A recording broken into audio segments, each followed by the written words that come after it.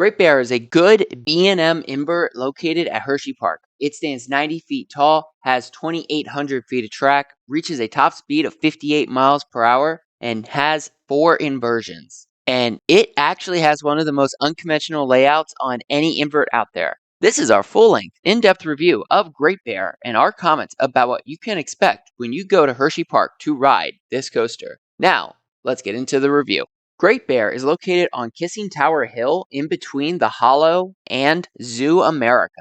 While you can see it quite easily from both Skyrush's and Comet's queues and can walk past and under it on your way to Super Duper Looper, the park's Anton Schwarzkopf roller coaster, you will have to walk either over the Spring Creek Bridge nearest to Super Duper Looper and Skyrush and up the hill, or around the Hershey's Triple Tower and Overlook Arcade to get to the ride's entrance queue. For the shortest walk to Great Bear, definitely take the Spring Creek Bridge route.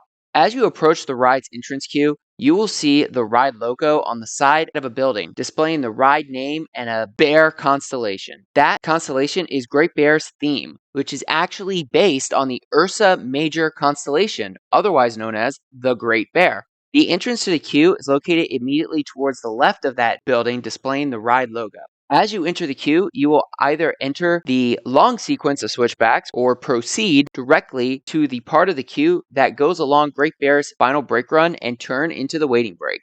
You then continue past Great Bear's waiting break into a shorter cattle pen queue section next to the station. Once you enter the station, you will see one of Great Bear's 2 8-row 32-passenger trains. These trains look really nice, especially its sparkle purple and matte yellow and purple wheel covers. These trains also feature the typical B&M over-the-shoulder restraints like the ones you can find on other 90s inverts. Once you have pulled down and secured your over-the-shoulder restraints and cleared dispatch, the floor will retract and you pull immediately out of the station up the lift hill.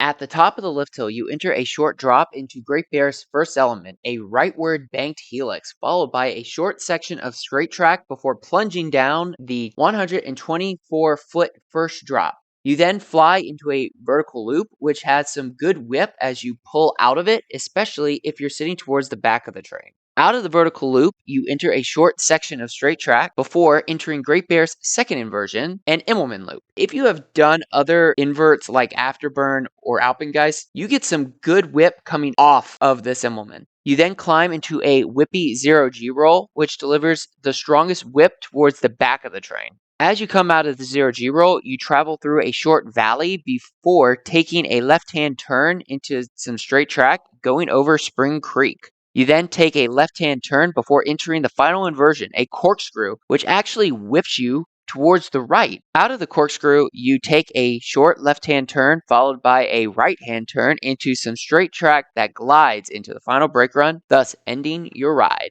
Great Bear is perhaps one of the most different inverts out there, primarily because it actually starts with a helix before traveling through the rest of its layout. That said, Great Bear is definitely a good and fun B&M invert. It has some decent positive G-forces and some good whip, especially towards the back of the train. It is also incredibly smooth, even in the back row. And this coaster is amazing to watch, especially while waiting for Comet and Skyrush. Great Bear also has some great interactions with Super Duper Looper and Hersheypark's log flume Coal Cracker. In fact, Great Bear's track travels both over and under Super Duper Looper, which makes for some great near misses, especially if you are sitting towards the front of the train.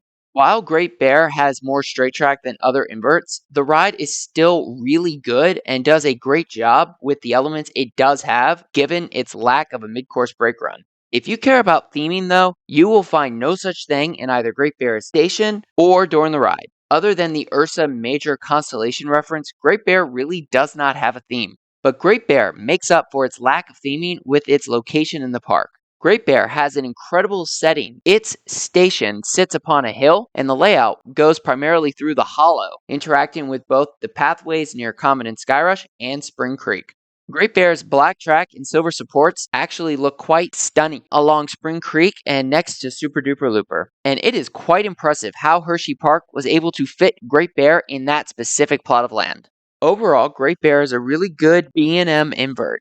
Like most 1990s inverts, Great Bear definitely has some moments of strong positive G-forces and some good whip. It is definitely a great, no pun intended, supporting coaster for Hersheypark's top 3. For final score, we give Great Bear an 8 out of 10. While there are other inverts that we enjoy just a little bit more, Great Bear is still a fun and incredibly enjoyable ride.